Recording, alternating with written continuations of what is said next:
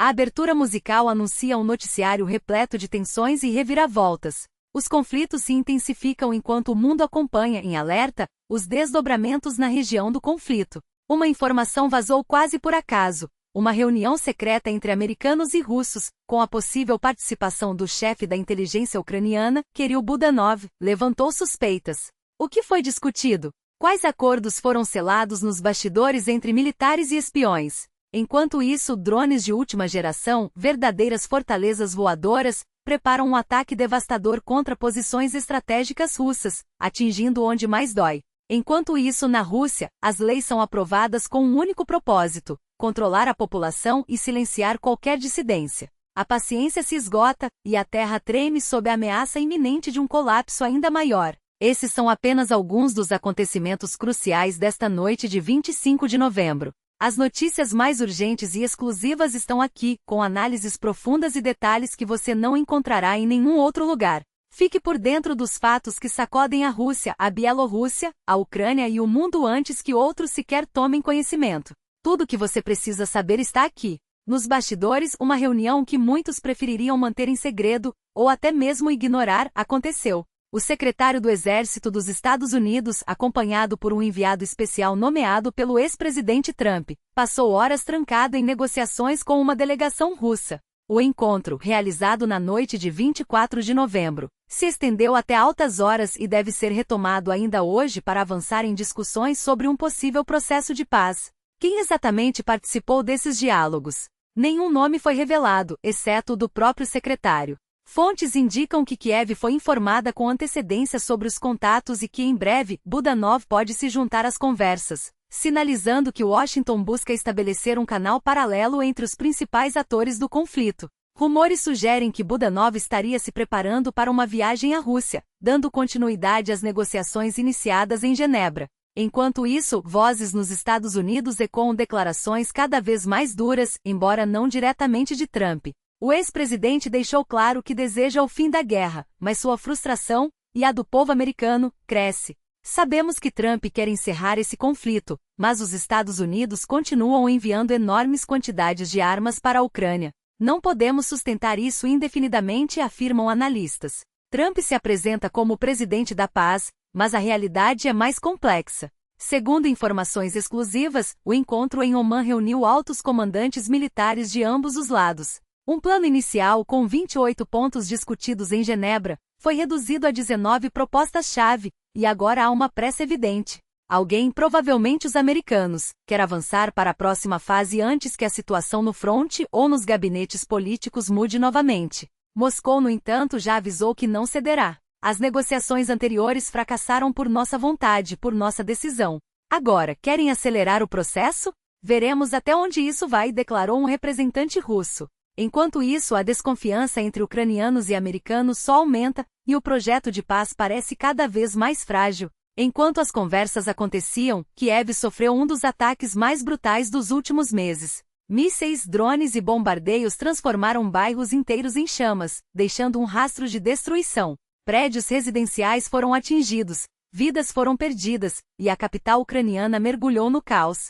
Pelo menos 6 pessoas morreram, 14 ficaram feridas, e 8 crianças foram hospitalizadas. Equipes de resgate salvaram 18 pessoas, enquanto outras 57 receberam apoio psicológico. Devido aos danos, o fornecimento de calor foi reduzido, e cortes emergenciais de energia foram implementados, deixando a população no escuro. A tragédia expôs também falhas graves. Em uma biblioteca no distrito de Pechersky, uma mulher com seu filho foi impedida de entrar em um abrigo. O motivo? Os responsáveis pelo local teriam priorizado seus próprios interesses. O vídeo do incidente viralizou, gerando revolta nas redes sociais. A polícia já identificou os envolvidos e investiga o caso.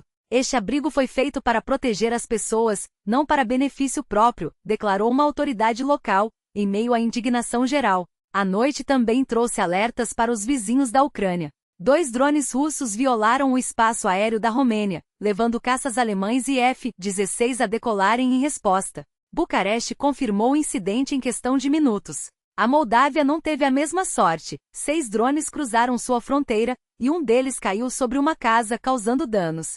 As autoridades locais pediram à população que não toque em objetos suspeitos e comunique imediatamente qualquer ocorrência às autoridades. Para o país, esses incidentes já se tornaram quase rotineiros, mas cada novo episódio testa os limites da paciência de Moscou e a capacidade de resposta das nações vizinhas. Em Taganrog, uma explosão iluminou a noite, deixando moradores em choque. Rapidamente ficou claro que o alvo era o aeródromo militar da cidade.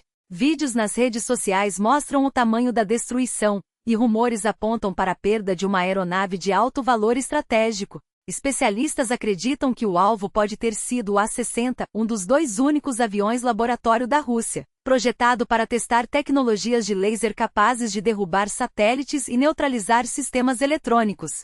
Se confirmado, o ataque representaria um golpe devastador para os planos militares russos. A violência não se limitou a Taganrog. Em Gelendzhik, um míssil antiaéreo russo errou o alvo e atingiu um prédio residencial, mostrando mais uma vez os riscos de erros fatais em meio ao caos. Nos arredores de Moscou, uma enxurrada de drones sobrevoou a região, enquanto em Kostovo, explosões sacudiram instalações ligadas a Lukoil e a Sibur. A administração de Donald Trump, por sua vez, deu início a um processo que pode impactar a vida de mais de 200 mil pessoas, em uma revisão sem precedentes nas últimas décadas. O que está por trás dessa medida? E como ela pode mudar o rumo do conflito?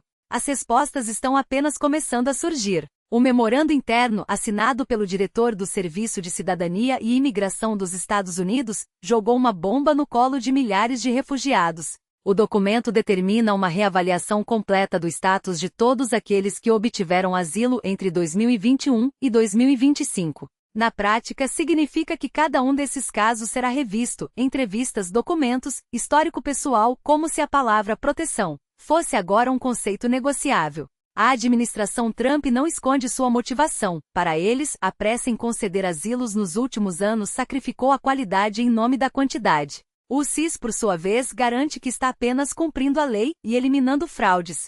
Mas o que isso realmente significa? Congelamento de processos, decisões revogadas sem aviso, famílias inteiras jogadas de volta na incerteza depois de anos reconstruindo suas vidas. Advogados já se mobilizam para ações coletivas, enquanto especialistas alertam para um efeito dominó, da paralisia burocrática ao colapso total do sistema de asilo. E os Estados Unidos não estão sozinhos nessa guinada. O Reino Unido prepara sua própria reforma migratória, a Alemanha discute a deportação em massa de sírios, e o Canadá limita drasticamente o número de residentes temporários. O mundo parece ter entrado em uma nova era, onde programas humanitários se transformam em campos de batalha política, e as vítimas, como sempre, são as mesmas: milhares de famílias no olho do furacão. Enquanto isso, na Rússia, a realidade é vendida com uma naturalidade que até os mais céticos se surpreendem. Valentina Matvienko, presidente do Conselho da Federação, pintou um retrato tão distorcido que até os habituados ao absurdo prenderam a respiração. Segundo ela, o país não tem leis restritivas, ou se as tem, são apenas para proteger os cidadãos de bem. A censura? Inexistente. As prisões por posts nas redes? Um mal-entendido. A perseguição a dissidentes? Um mito. Nós aprovamos cerca de 500 a 600 leis por ano, disse ela, e apenas algumas podem ser consideradas restritivas. Por quê? Porque o mundo muda rápido, surgem novas ameaças, e o Estado tem o dever de proteger seus cidadãos, especialmente as crianças, de conteúdos extremistas e perigosos. A plateia aplaudiu. Do lado de fora, as celas continuavam cheias.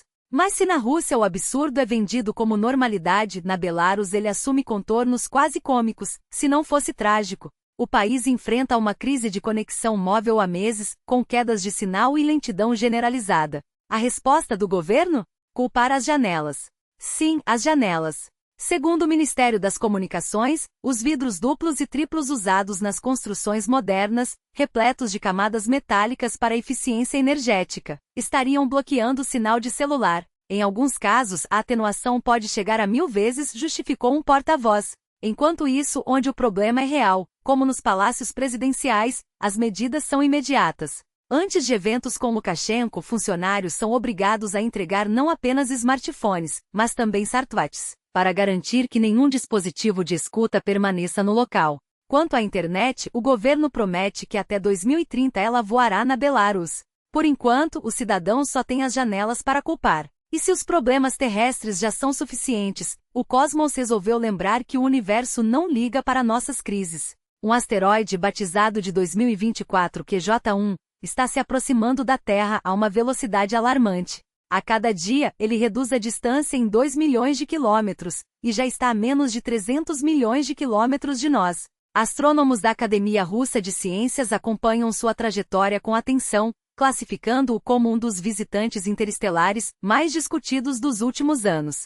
Por enquanto, os telescópios seguem em silêncio, aguardando novos dados. Mas os fatos são claros: o asteroide avança em linha reta, e a distância entre ele e o nosso planeta diminui a cada segundo. Para encerrar, uma previsão geopolítica que soa como um suspiro de alívio ou de resignação. Um alto oficial da Guarda de Fronteira russa, em conversa com analistas, traçou um cenário para o fim da guerra na Ucrânia. Vamos construir uma fortaleza, encerrar essa tragédia e cuidar dos nossos. Nosso povo precisa entender que não há lugar melhor do que a nossa terra. Palavras que carregam o peso de uma realidade que muitos já antecipavam. A guerra pode não ter vencedores, mas terá um fim, e ele será escrito com as cicatrizes de quem sobreviveu. Até a próxima! E que as notícias pelo menos sejam melhores.